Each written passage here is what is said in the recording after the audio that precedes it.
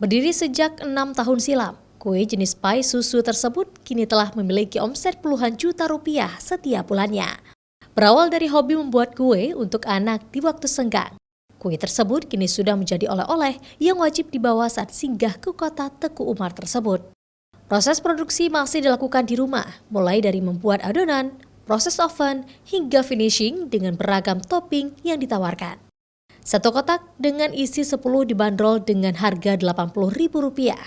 Meskipun dengan harga tersebut, rasa dan topping yang ditawarkan dijamin tidak akan menyesal. Buka setiap hari mulai pukul 9 pagi hingga pukul 5 sore. Pengunjung bisa memesan dan memilih sendiri topping yang diminati.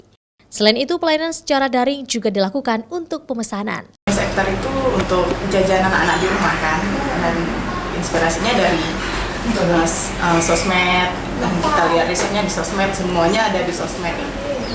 Nah, pertama kita rasakan ke teman-teman.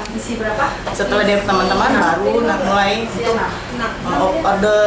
open order untuk teman-teman di sekitar Melabu. Sosial media. Kalau dulu pertama kali itu di aplikasi Pet, lanjut ke BBM, WA, dan Instagram tuh sampai sekarang Instagram dan mulai ke sosmed yang lain.